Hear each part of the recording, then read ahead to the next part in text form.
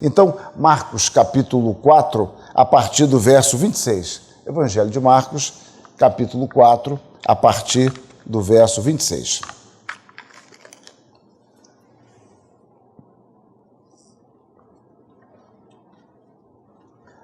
A parábola da semente. Eu vou colocar o microfone um pouquinho mais acima, porque talvez tenha alguma dificuldade. Marcos, a partir do verso 26. Disse ainda: o reino de Deus é assim como se um homem lançasse a semente à terra, depois dormisse e se levantasse, de noite e de dia, e a semente germinasse e crescesse, não sabendo ele como. A terra por si mesma frutifica, primeiro a erva, depois a espiga, e por fim o grão cheio na espiga. E quando o fruto já está maduro, logo se lhe mete a foice, porque é chegada a ceifa. Amém. Meus irmãos, o grande reformador Martinho Lutero, certa vez escreveu o seguinte: nós sempre compreendemos o que fazemos antes de tê-lo feito. O que Deus realiza, nós só compreendemos depois que Ele realiza, depois que Ele concretiza a sua obra. Avancemos um pouco, cheguemos ao século XIX. Em 1851, chega ao Brasil um missionário. Vocês podem estar pensando se eu me equivoquei com a data. Não é, eu não estou falando de Simonton ainda. É um outro homem, um outro jovem ministro que desembarca aqui com 28 anos, recém-ordenado, e ele sabe dos perigos que lhe esperam. Ele já havia estudado um pouco sobre o Brasil e na década de 1850 graçava no Brasil a varíola e a febre amarela. Era terrível o número de mortes, tanto na Bahia como no Rio de Janeiro. Mas ele veio, ele era um homem, um jovem, rico, seu pai era banqueiro de origem suíça, e este homem atendeu o seu chamado e veio. Mas ele não veio fundar nenhuma igreja, ele veio trabalhar com os marinheiros no Rio de Janeiro. Para vocês terem uma ideia, nessa década de 1850, circulavam pelo Brasil 10 mil marinheiros por ano, grande parte dos Estados Unidos e da Inglaterra. E ele veio atender esses marinheiros, ele fazia culto em inglês nos barcos, já que havia limitação na Constituição de 1824, e mesmo os acordos ainda não permitiam, ou pelo menos era interpretado que não era possível pregar em português. E esse homem, James Coley Fletcher, fez um trabalho muito bom entre os marinheiros. Depois ele vai trabalhar como legado, como capelão do legado da missão americana no Brasil, e ele vê aqui no Brasil um território muito promissor, e ele insiste com a Sociedade Bíblica Americana, que vai mandar mais tarde para cá, mas já no caso a Sociedade Bíblica Britânica, um homem chamado Corfield, de Liverpool, que vai estabelecer o primeiro depósito de Bíblia, isso no Brasil, significando no Rio de Janeiro. Então ele trabalha na Sociedade Bíblica Americana, pelo Brasil, distribuindo Bíblias. A Sociedade Bíblica Britânica cria no Rio de Janeiro um depósito de Bíblia e o trabalho vai crescendo. E este homem, mesmo jovem, ele era muito culto. Ele começa a estudar sobre o Brasil, viajar pelo Brasil, e numa das idas dele aos Estados Unidos, ele tem um contato com um missionário metodista, o Kidder. Kidder havia escrito uma obra que até hoje é muito lida, Reminiscências de Viagens pelo Brasil. E o Fletcher conhecia a obra, o Kidder pede para ele, já que a missão metodista tinha sido encerrada no Brasil desde 1840 por falta de recursos, e o Kidder pede, e o Fletcher revê a sua obra e escreve um novo livro que também é muito conceituado, embora raro, a obra chamada Brasil e os Brasileiros. Isso tudo já em 1857. Simonton não havia chegado ainda ao Brasil. Simonton apenas era um seminarista lá no seminário de Princeton. Bom, mas esse Fletcher, no dia 20 de julho de 1852, ele escreve uma carta ao seu pai, Calvin Fletcher. E era uma carta de 12 páginas. Eu quero ler apenas 4 linhas desta carta. Nesta carta, ele diz o seguinte: pode ser que não vejamos convertidos por anos, mas ainda assim devemos aprender a trabalhar e a esperar, e no tempo próprio colheremos, se não houvermos desfalecido. É muito interessante esta carta de Fletcher, porque ele não veio fundar a igreja, ele não tinha essa missão, não tinha esse propósito, ainda que mais tarde ele viria a pregar algumas vezes na igreja do Rio de Janeiro, que seria organizada mais tarde, em 1862. O princípio, meus irmãos, é que muitas das coisas da vida nós não percebemos o processo de desenvolvimento. Eu posso pontuar coisas, eu posso pontuar a partir de minhas lembranças, e como a minha lembrança ela é bastante seletiva, eu lembro de coisas aqui, coisa acolá. Estes dias a minha turma, uns 3 ou 4 colegas resolveram ir atrás de todos os outros colegas e criar uma lista de zap. É uma coisa irritante, muitas vezes, mas engraçada também. Acho que todo mundo que participa dessas listas, que eu tenho uma certa abominação, tem vontade de ir embora, mas eu me seguro, né? Eu controlo, eu sei que amanhã eu penso diferente, senão daqui a um mês eu vou pensar diferente e permaneço. Porque quando você sai é muito chato, todo mundo fica mandando mensagem, volta. Então é melhor ficar aborrecido do que voltar irado. Então é melhor acontecer isso. Mas eu estou contando esse fato que me dá algum prazer, de quando em quando eu durmo. A questão é que as lembranças afloram e cada um lembra de fatos diferentes, e às vezes os mesmos fatos são vistos com óticas diferentes. Os nomes mudam, as ênfases mudam. Então é interessante. Eu comecei a olhar para o meu tempo do estudante, eu não posso falar isso no seminário, era muito bagunçado, esculhambado, e eu pensava que no nosso tempo nós éramos mais santos. Eu vou manter essa imagem, é verdade, mas não éramos. Era terrível aqueles meninos no meados dos anos 70 como estudante. Mas a memória lembra, seleciona coisas. Então, nós não percebemos o desenvolvimento. Você pode pontuar. Isso me traz para o contexto da parábola da semente contada por Jesus Cristo. Deixa eu recuar um pouco na história. No período interbíblico, entre o Antigo e o Novo Testamento, houve um período de silêncio de Deus.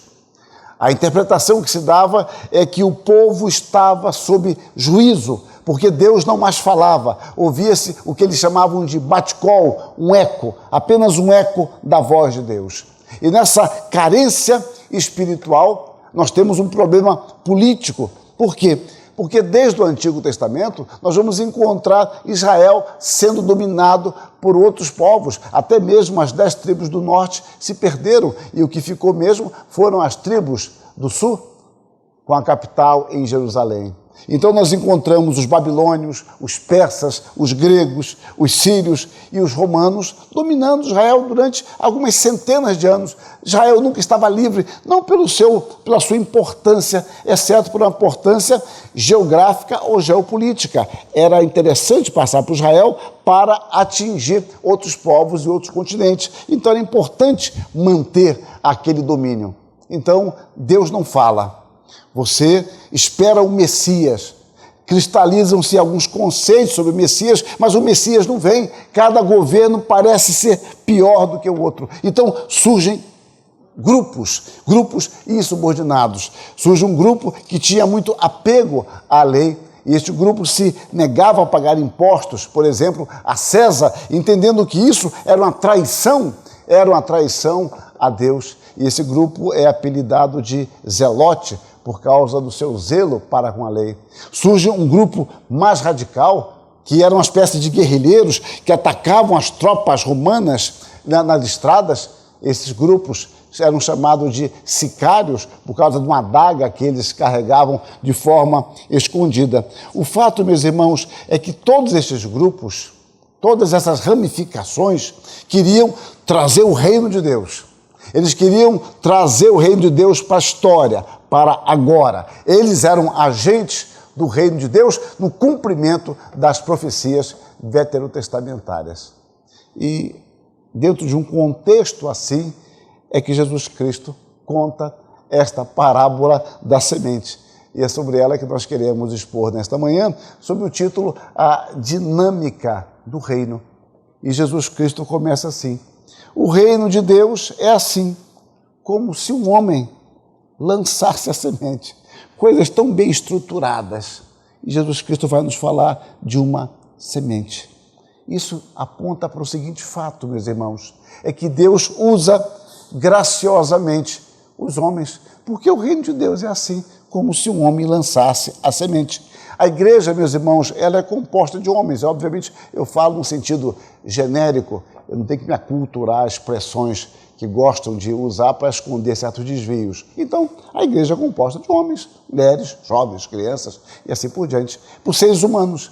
Mas essa igreja, ela não é o reino de Deus, mas Deus age através dos seus servos. E o reino de Deus, ele se revela, ele se manifesta na sua igreja. E quando nós vamos comparar essa parábola de Jesus Cristo com outras parábolas, com um devido cuidado, porque esse tipo de comparação pode ser arriscado, nós vamos entendendo melhor. Porque na explicação da parábola do semeador, Jesus Cristo diz que o semeador semeia a palavra. Aqui ele diz, o reino é como se um homem lançasse a semente. Na narrativa de Lucas, nós encontramos Jesus Cristo falando de forma mais enfática. A semente é a palavra de Deus.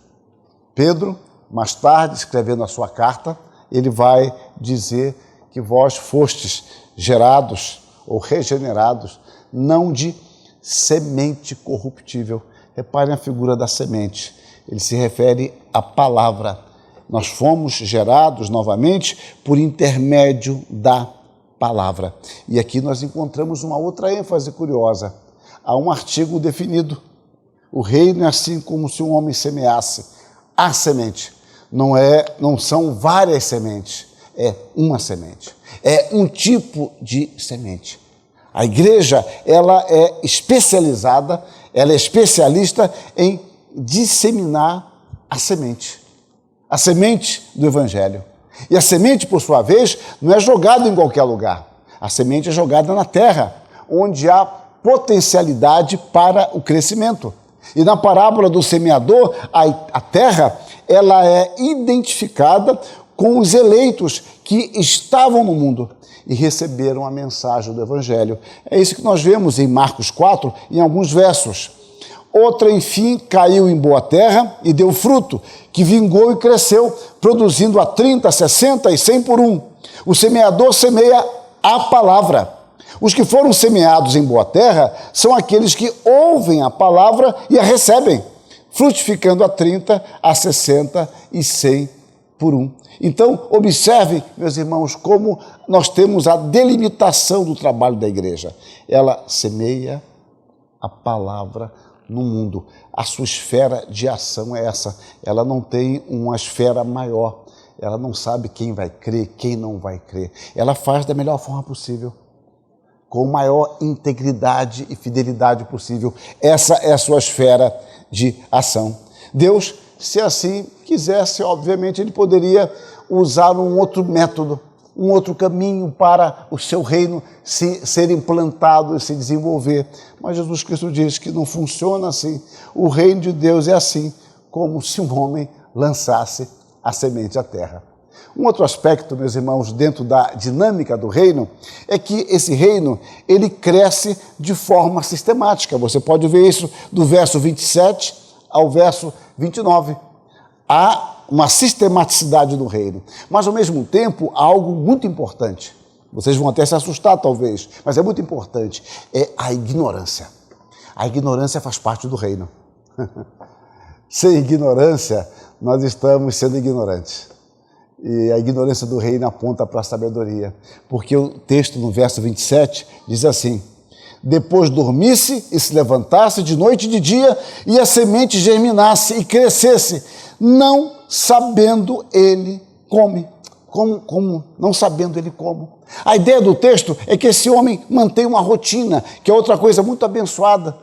Ele semeia a semente, ele cuida dessa semente, ele rega essa semente, ele protege essa semente de inimigos próprios dela.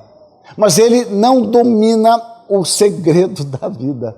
Ele sabe que funciona, mas ele não tem o controle sobre isso. Me permitam usar o exemplo simples, mas meus exemplos são quase simplórios.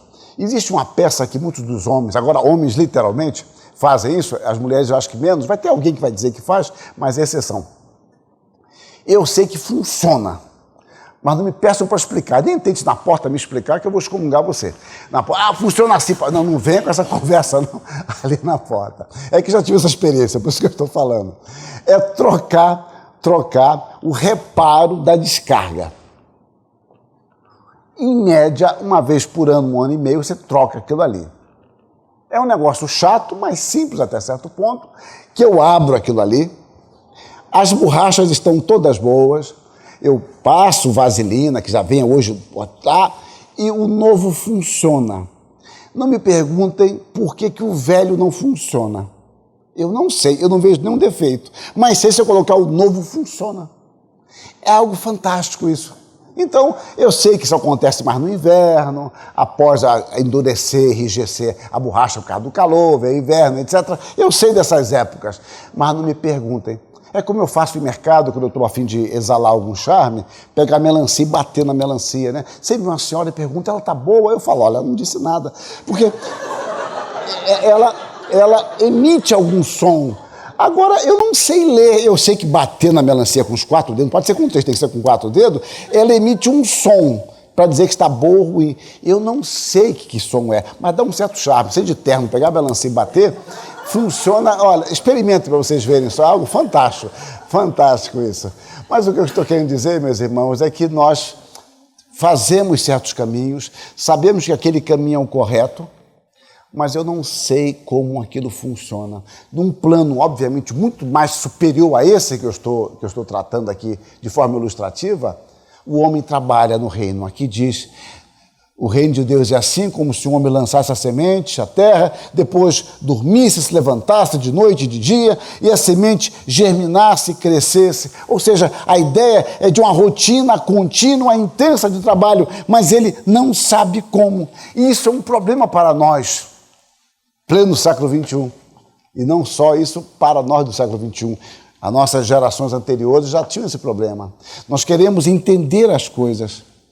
As coisas têm que ser passadas pela nossa razão. E não há nenhum mal nisso, em procurar pensar. Deus não nos deu a mente apenas como adereço. Ele nos deu porque isso é essencial. E isso é um dos aspectos da imagem de Deus em nós.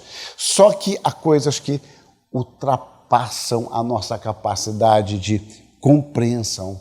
E é por isso que todas as vezes que alguém tenta estabelecer o que eu chamo de pacote fechado de evangelização, isso está errado. Porque o evangelho é muito mais teologia do que metodologia. Então nós queremos perpetuar métodos, contar métodos fantásticos que funcionaram. E, meus irmãos, os métodos eles podem funcionar se Deus abençoar. E Deus não escolheu um método aqui ou outro acolá. O método que Deus nos deu, absoluto, é de exposição da palavra. Porque o reino de Deus é assim.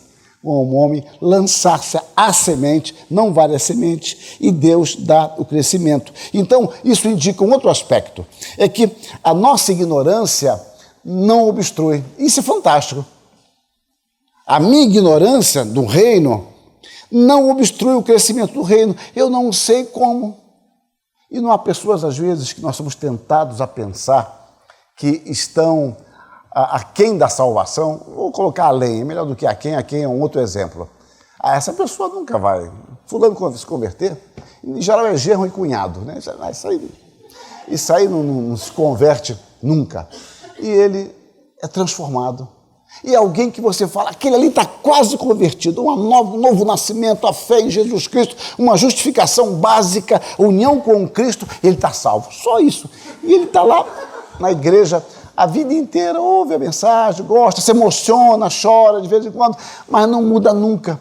E nós ficamos impressionados. Fulano parece um empurrãozinho, aquele outro parece que está além da salvação. Será que Paulo, o antigo Saulo, não parecia assim aos seus próximos? E aqueles a que ele torturava e fazia blasfemar o nome de Cristo? Não parecia que aquele homem estaria totalmente além da salvação? Aquele não tem mais jeito? Meus irmãos, não funciona desta forma e eu não consigo entender isso, exceto que o reino de Deus funciona assim, como se um homem lançasse a semente e esse reino crescesse. A obra, ela é de Deus. Eu não posso adiantar a obra de Deus. Há um crescimento natural, que na realidade é sobrenatural porque provém de Deus, mas eu não posso apressar, querer que esse reino dê fruto ao meu jeito, da minha maneira, dentro do meu tempo. E é por isso que é um outro versículo-chave, outra palavra-chave, aqui no verso 28, diz que a terra por si mesma frutifica. A expressão por si mesma é uma palavra que nós conhecemos, é a palavra automática. Automático. Só ocorre 2 vezes no Novo Testamento. É muito interessante. Está dizendo que não há uma força externa, estranha à semente. A semente é de Deus. E essa semente, que é o Evangelho, que é o poder de Deus, ela tem dada por Deus as potencialidades de crescimento. Por isso que nós podemos receber o reino, mas nós não podemos estabelecer o reino. Nós podemos nos recusar a entrar no reino, mas nós não podemos destruí-lo. Nós podemos esperá-lo, orar por ele, buscá-lo, mas nós não podemos trazê-lo. Deus não é somente o autor do reino, é Deus é quem dá o crescimento. E é isso que Paulo fala aos coríntios, aqueles crentes imaturos e arrogantes. Eu plantei, Apolo regou, mas o crescimento veio de Deus. Por que o crescimento não veio de Apolo, não veio de Paulo? Porque eles não têm poder para isso. Eu plantei, eu fiz meu trabalho, Apolo regou. Agora o crescimento veio de Deus. E Paulo arremata isso, de modo que nem o que planta é alguma coisa, nem o que rega, mas Deus que dá o crescimento. O reino, meus irmãos, é todo obra de Deus, ainda que Deus opere por graça, por meio de homens. O reino pertence a Deus. Mas ao mesmo tempo que Deus opera, há as tentativas de Satanás para destruir o reino, para nos confundir. E a igreja, ela enfrenta isso constantemente. Pessoalmente, isso não é coisa da agora, eu sempre tenho cautelas com modas, porque as modas já não são mais necessariamente, nem boas necessariamente. Eu preciso esperar. E um líder, ele precisa ter cautela com isso. Porque eu aprendi no ministério que não é difícil conduzir o povo. O difícil é reconduzir. Trazer de volta é extremamente difícil. Então, tenha cautela quanto a isso. Porque nós vimos tantos modismos e as pessoas embarcam nos modismos e depois o estrago feito na igreja é terrível. Olha, ao longo dos anos, os movimentos coreanos, as ênfases dos movimentos coreanos, o dente de ouro, cara de prata acho que eu inventei agora, mas tinha o dente de ouro, tinha o movimento de orar nas montanhas, orar não sei o que lá, o movimento dos apóstolos, dos 12, dos 66, meus irmãos, é tanta coisa. A capacidade inventiva do homem, inspirado por Satanás, é tão grande que a igreja, se ela se descuidar, a cada mês ela terá uma nova tendência. E os pastores, nós pastores, muitas vezes somos ingênuos ou vaidosos e seguimos a igreja com um propósito, a mulher com um propósito, o rapaz com um propósito, a namorada com um propósito. Pastor, tem um propósito santo na sua vida? Expõe a palavra de Deus. Não estou dizendo que todos os métodos são malignos, eu estou dizendo que nós temos que ter cautela e avaliar todas as coisas, porque Deus age soberana, sobrenatural e sistematicamente por meio da sua palavra.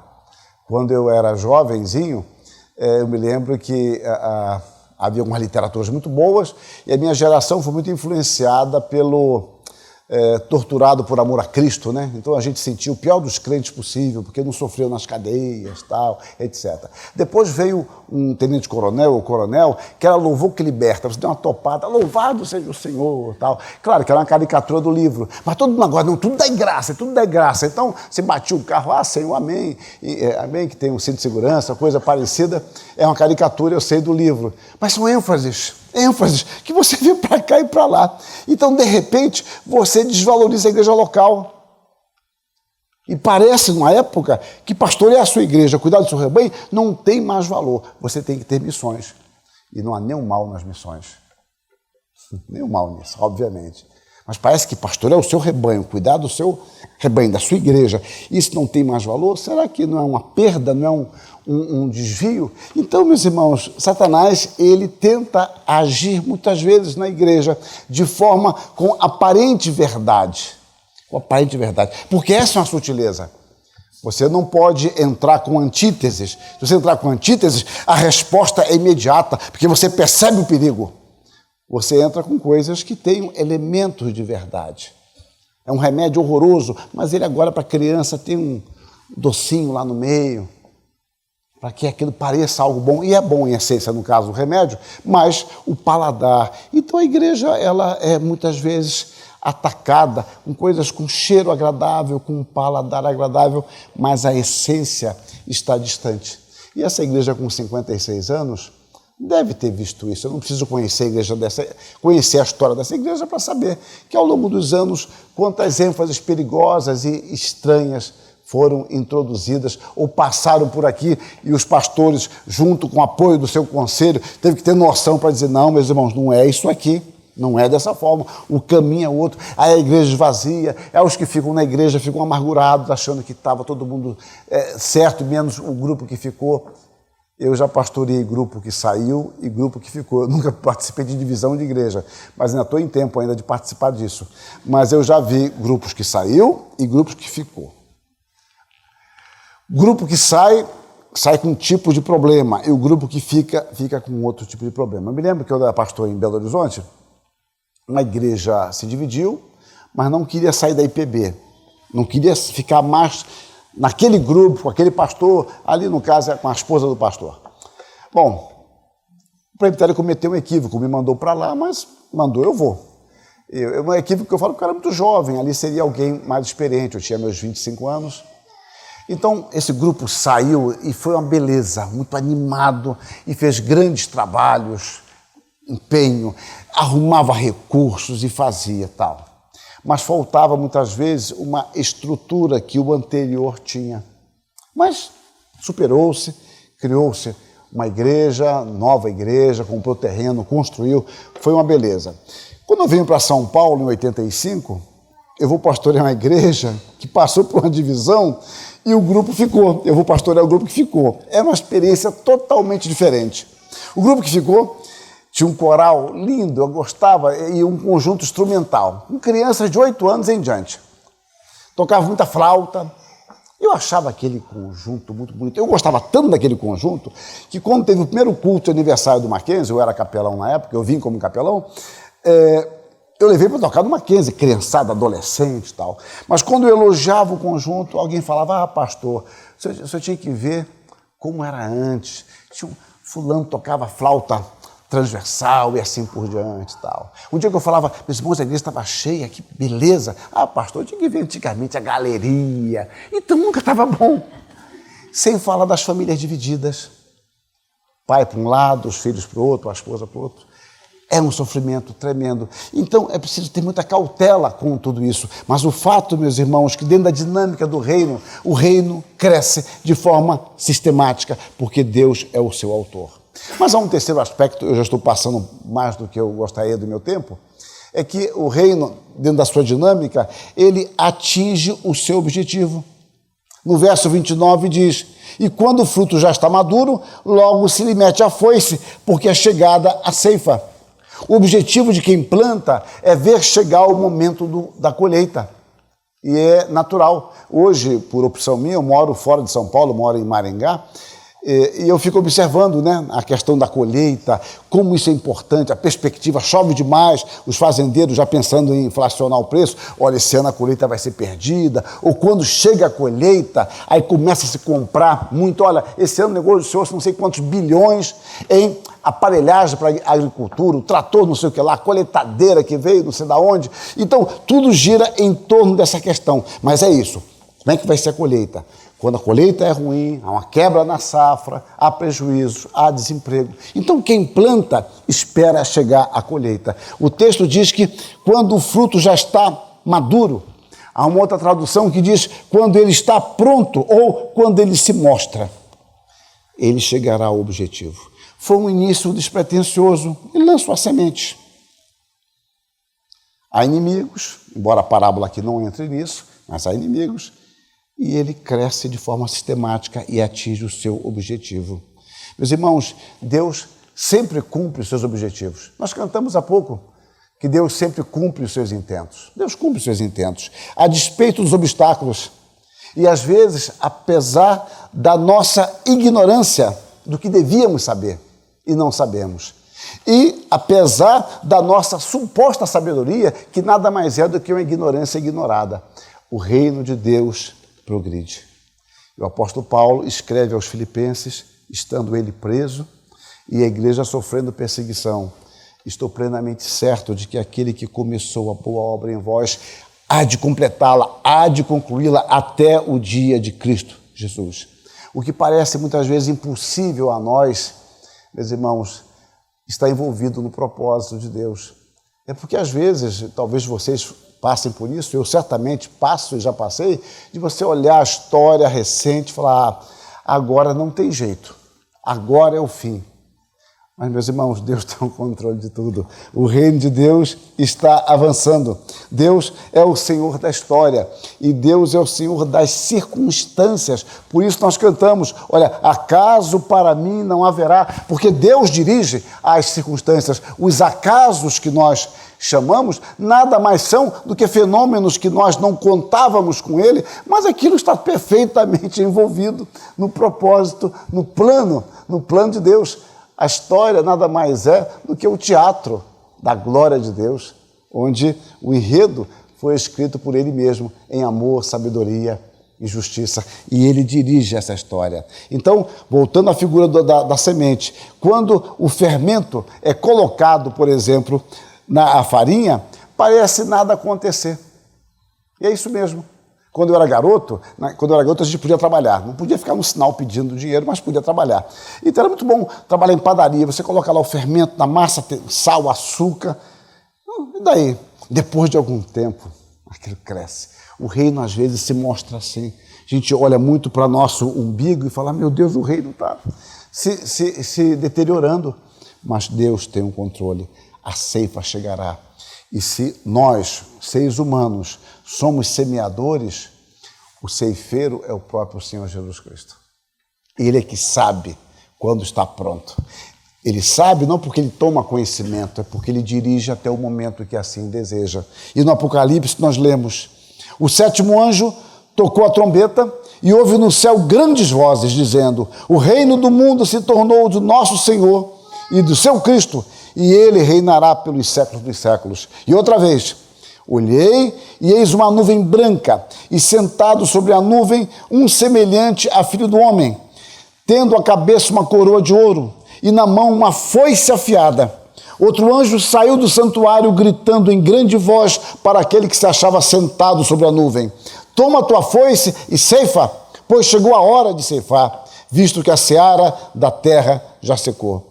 E aquele que estava sentado sobre a nuvem passou a sua foice sobre a terra, e a terra foi ceifada.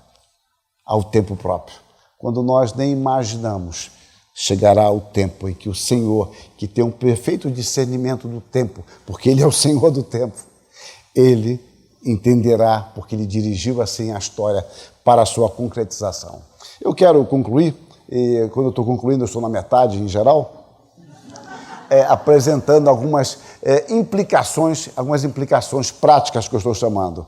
A primeira delas é que, apesar de nossa debilidade, apesar de nossa limitação em pecado, Deus nos usa no seu serviço. Se nós formos esperar sermos perfeitos, nós nunca seremos usados na realidade, porque nós nunca estaremos adequadamente preparados. Isso não significa que nos acomodemos com o pecado, mas sabendo que o fato de Deus nos usar não significa uma santificação do objeto, ou no sentido de que ele não tem pecado. Santificação, no sentido de separação, sim, mas não, se Deus usa alguém, esse alguém é totalmente puro. Não, nós somos pecadores, lutamos com o pecado, mas Deus nos usa. O segundo ponto, meus irmãos, é que a obra de Deus e o seu desenvolvimento transcendem, ultrapassam a nossa capacidade de compreensão. Quando você evangeliza o seu vizinho, quando você distribui um folheto, você fala de Cristo, você distribui literatura, você não sabe o alcance disso. E muitas vezes, eu diria mais, na maioria das vezes, você nem vê o fruto do seu trabalho, mas Deus realiza a sua obra. O terceiro aspecto, meus irmãos, é de esperança. Mesmo que nós não percebamos o crescimento do reino, o reino não está se deteriorando. Pelo contrário, ele está avançando. Mais aqui do que acolá, mais lá do que aqui, não importa, o reino de Deus está se desenvolvendo. É como aquela planta. Quando eu estava no seminário, na Vida Brasil, lá em Campinas, plantou-se mudas de árvores. E aquilo ali eu vi aquelas mudas crescendo mais ou menos, até que depois eu voltei, depois de formado, aí pude ver árvores maiores. E quando eu voltei para lecionar lá 6 anos depois, as árvores estavam muito grandes. Gente, que coisa interessante. Você não percebe o crescimento, mas percebe pontualmente. E para falar mais aos corações das mães e das vós, é pegar também as crianças, né? As crianças, os bebezinhos, que usam aquela roupa, né? Que chamam de forma muito carinhosa de mijãozinho, né? Compra com 1 palmo, 2 palmos, né, de espaço, né? Espaço, e vai no médico mensalmente, vê e tal, e o espaço está menor. Daqui a pouco o dedo do menino, da menina está lá, dobrando. E os pais, sempre muito ciosos disso, cortam a roupa para o pé para sair. Então, meu filho mais velho, aconteceu isso com ele também, tal. Chegou uma época que a roupa estava no meio da canela. E meu cunhado, sempre cunhado é gente muito boa, chamava de Hulquinho, por causa do Hulk, né? Que a roupa ficava... Era o Hulquinho. Mas só que você não vê o crescimento. É uma coisa muito curiosa. Você não percebe o seu filho crescendo. Quando ele vai no pediatra, olha, ele aumentou 1 quilo nesse mês. Que coisa, eu nem tinha percebido isso. Quem vem de fora percebe. Nós estamos dentro do reino. E nos escapa essa compreensão, muitas vezes, que ele está se desenvolvendo. Outro ponto ligado a esse é a paciência. Não há lugar para precipitação. Muitas vezes queremos ver o resultado imediatamente. Um princípio de causalidade, ou no behaviorismo espiritual pecaminoso. É causa e efeito, causa e efeito, causa e efeito. E eu quero manipular a história para ver efeito. Daí os relatórios mascarados e assim por diante. Na realidade, é preciso paciência. O reino está presente tanto na semente como na colheita. Na semente o reino já está ali. Eu posso não enxergar, mas está ali. É preciso paciência. Tiago usa essa figura. Quando ele escreve, sede, pois, irmãos, pacientes até a vinda do Senhor. Eis que o lavrador aguarda com paciência o precioso fruto da terra, até receber as primeiras e as últimas chuvas. Sede vós também pacientes e fortalecei os vossos corações, pois a vinda do Senhor está próxima. Repare, a mesma figura ele usa para nos falar de paciência. Uma outra aplicação, meus irmãos, é de serviço. Apesar de nós não podermos implantar o reino, Deus nos usa como seus súditos, como seus servos. Portanto, podemos e devemos trabalhar no reino. Há essa figura que Paulo emprega aos Colossenses. E Jesus, ele fala de um homem, discípulo de Cristo, que tinha o nome de Jesus, que é um nome comum, né? Era uma derivação de Josué. Ele fala, e Jesus, conhecido por justo, os quais são os únicos da circuncisão que cooperam pessoalmente comigo pelo reino de Deus. Cooperam comigo pelo reino de Deus. Nós somos cooperadores do reino. Não implantamos o reino, mas trabalhamos juntos em prol do reino. E devemos também, meus irmãos, estar preparados. O alvo de nosso serviço, de nossa meditação, de nossa oração, um dia chegará o fim, porque atingirá o seu objetivo. Precisamos conservar o que temos, nos preparando para nos encontrar com o Senhor Jesus Cristo. Eu creio que é razoável lembrar aquela carta de Fletcher, que eu li no início, aquelas 4 linhas, eu recordo com vocês aqui. Pode ser que não vejamos convertidos por anos, mas ainda assim devemos aprender a trabalhar e a esperar. E no tempo próprio colheremos, se não houvermos desfalecido. 1852. 7 anos depois, desembarca no Rio de Janeiro Archibald Green Simonton. Esse ano nós vamos comemorar 161 anos da chegada de Simonton. É um equívoco comemorar a história da igreja, aniversário da igreja com a chegada de Simonton. Isso não é teologia calvinista, mas que se comemore assim, porque esse é um princípio católico, né? Onde está o bispo, está a igreja. E para nós não é assim. Mas fiquemos com a data. 12 de agosto de 1859, chega Simonton, Rio de Janeiro, e depois de 2 anos e 5 meses de trabalho, 2 anos e 5 meses, ele vai receber os primeiros membros da igreja. O Camilo Cardoso de Jesus e Henry Milford. 2 anos e 5 meses. E um caso curioso, Camilo de Jesus era português e o Milford era americano. Cara, você vem no Brasil para evangelizar, fica 2 anos e 5 meses. E quando alguém se converte, e um só, né? Porque o Milford já era de origem episcopal, já tinha sido batizado, apenas professou a sua fé. E o Camilo de Jesus, ele é português e se converteu, mais tarde viria a ser diácono e deu muito trabalho na igreja. É uma coisa que não se conta, mas deu muito trabalho, mas é uma outra história. É uma outra história. Então você observa que é difícil entender. Estou dedicando minha vida aqui, correndo riscos tremendos. Simonton, ele cria a imprensa evangélica, em 1864. E ele tem um projeto, é que a imprensa evangélica, que foi o primeiro jornal evangélico do Brasil e talvez da América Latina, o Brasil não tinha tradição de jornal muito antiga, né? O Brasil começou o jornal em 1808, e começou por causa da fuga da família real, e era um jornaleco que ficava falando que a princesa acordou mais magra ou com menos olheiras, não dizia nada. O primeiro jornal do Brasil mesmo vai surgir em Londres, mas é uma outra história. Então, aqui, Simonton começa o jornal, semanalmente. Entre ele mandar para a gráfica e o jornal vir, ele já viu que não dava certo. Tinha que ser quinzenalmente. No primeiro número que eu tenho, está lá riscado. Já não vai sair toda semana, vai sair quinzenalmente. Quer dizer, então, eu projetei uma coisa e agora já descobri que não dá certo. Mas o jornal floresce. Vai organizar, não obviamente sozinho, o primeiro presbitério, Rio de Janeiro, aqui em São Paulo, mas é do Rio de Janeiro. Isso em 1865. Agora, ele tem um plano maior. O plano maior é o seminário. Ele cria um seminário em 1867. Mas os 3 alunos são portugueses. Não é possível, gente, eu quero brasileiro, mas 3 alunos portugueses. Ah, chegou o brasileiro 1 ano depois. Ah, finalmente. Mas saiu antes da hora, que era muito nervoso.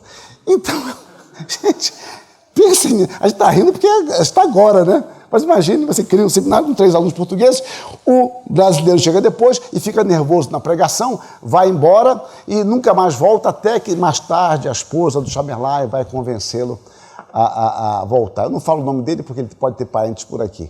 Mas o fato é que é uma coisa complicada. E agora Simonton adoece gravemente. A lenda fala que é febre amarela.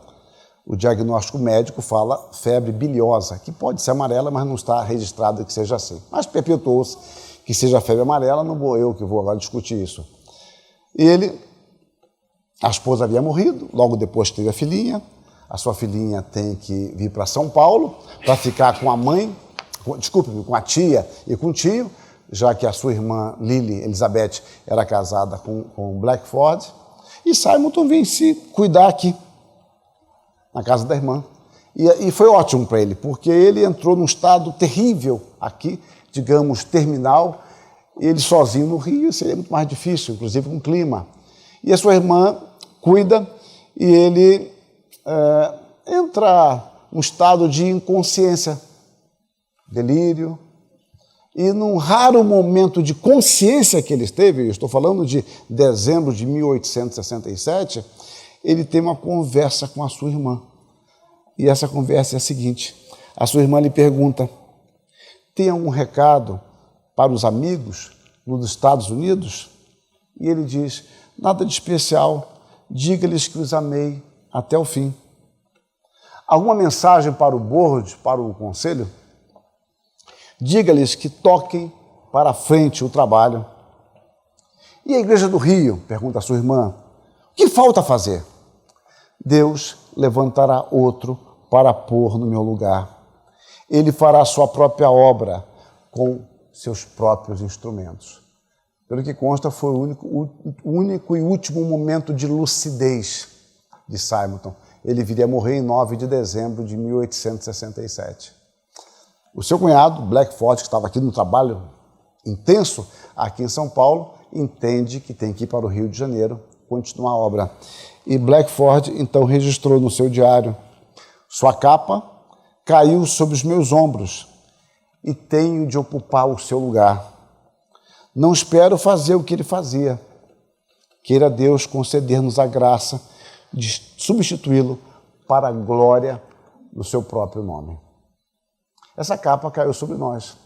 Nós somos herdeiros desse trabalho, somos herdeiros do reino. Você pode pensar no reino, uma dimensão maior, pode pensar na Igreja Presbiteriana no Brasil, uma dimensão um pouco menor, e pode pensar na Igreja da Vila Pompeia, dentro de uma célula dentro do corpo de Cristo. Essa capa caiu sobre nós. Cabe a nós desenvolver o trabalho como semeadores, na esfera que Deus nos compete, na época na qual nós vivemos, desenvolver a nossa vocação para a glória de Deus. E assim é a dinâmica do reino. O reino é como se um homem lançasse a semente à terra. Que Deus nos abençoe. Amém.